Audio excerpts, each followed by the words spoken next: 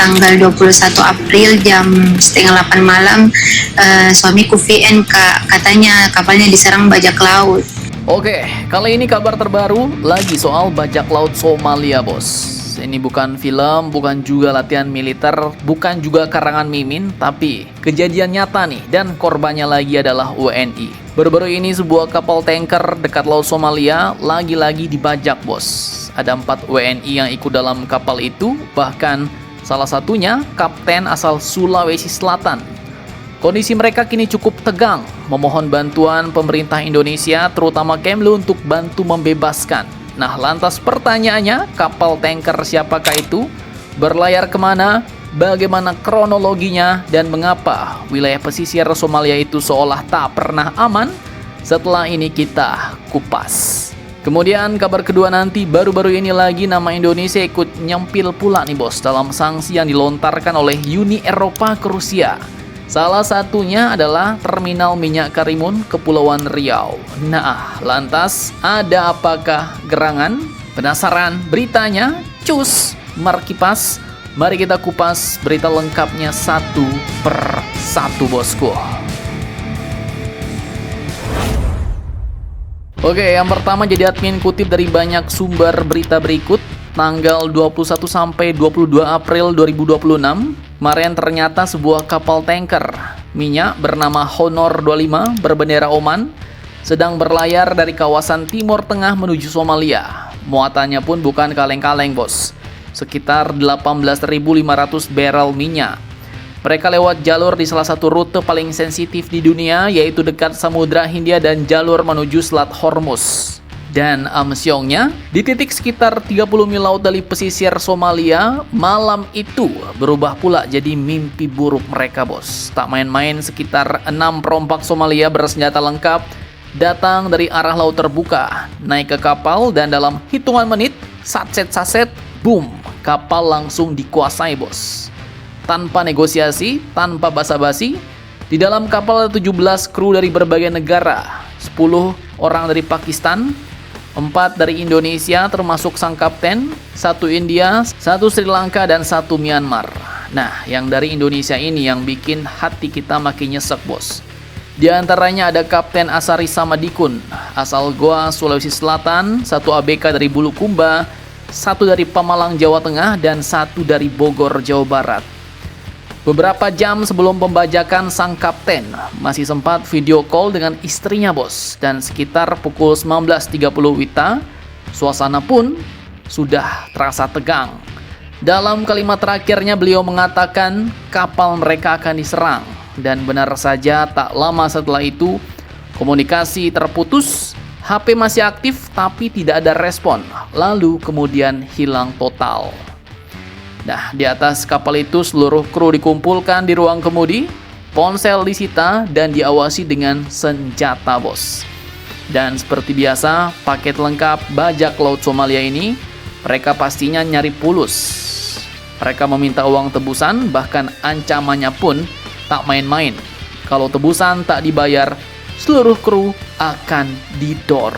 Waduh, ini brutal, dingin, dan tanpa kompromi. Sampai sekarang jumlah tebusan masih belum jelas, negosiasi masih abu-abu, bahkan pihak keluarga mengaku belum mendapat kepastian langkah konkret. Dan yang bikin makin miris, ini bukan kapal kecil, ini kapal tanker besar, jalur internasional abad modern, tapi masih bisa dibajak dengan cara yang nyaris klasik, bos. Pertanyaannya sekarang ya, kenapa di tahun 2026 ini, zaman secanggih ini, bajak laut Somalia masih bisa beraksi seganas ini, bos? Bukannya dulu sudah dibersihkan oleh patroli internasional? Dan mengapa kawasan ini sepertinya tidak pernah benar-benar aman? Nah, coba mari kita ceki-ceki sisi gelapnya, bosku.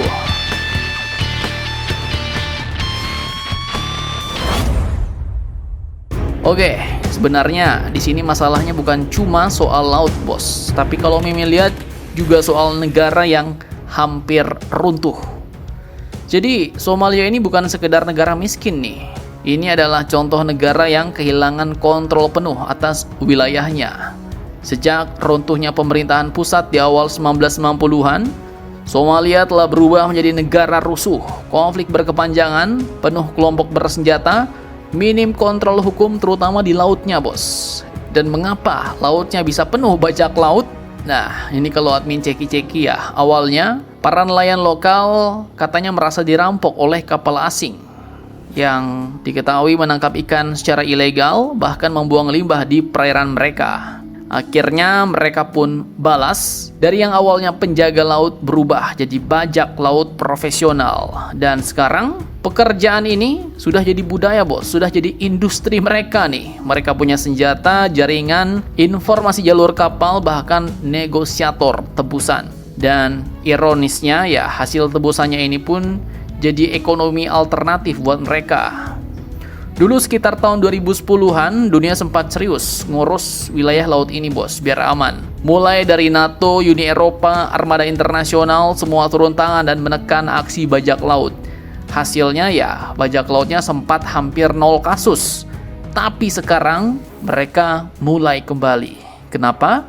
Karena patroli mulai berkurang, fokus dunia pindah ke konflik lain, dan ketegangan global termasuk Timur Tengah bikin jalur makin error.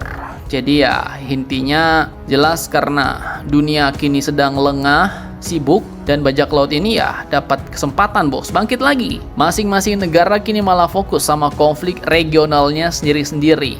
Bahkan negara superpower yang dulu ikut membasmi bajak laut kini juga ikut berubah jadi bajak laut itu sendiri.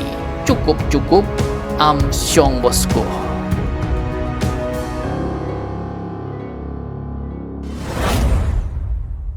Oke, lanjut kabar kedua. Jadi tanggal 23 April 2026, Uni Eropa resmi menembakkan paket sanksi ke-20 ke Rusia. Tujuannya yaitu untuk menekan ekonomi Moskow, potong aliran dana perang, dan paksa Rusia untuk duduk di meja negosiasi terkait konflik Ukraina. Tapi yang bikin amsyong, nama Indonesia pun ikut nyempil pula nih, bos. Terminal minyak Karimun, Kepulauan Riau, ikut disebut dalam dokumen resmi Uni Eropa sebagai bagian dari infrastruktur yang diduga terhubung dengan praktik penghindaran sanksi lewat Shadow Fleet alias armada kapal bayangan gelap Rusia. Nah, terkait hal ini tanggal 27 April, pihak PT Oil Terminal Karimun pun langsung buka suara, bos. Mereka tegas bilang bahwa mereka itu tidak disanksi. Yang disebut itu cuma lokasi, bukan badan hukum perusahaan. Nah, artinya itu ya, nggak ada pembekuan aset, nggak ada blacklist perusahaan dalam skala global, tapi mereka tetap masuk radarnya Uni Eropa.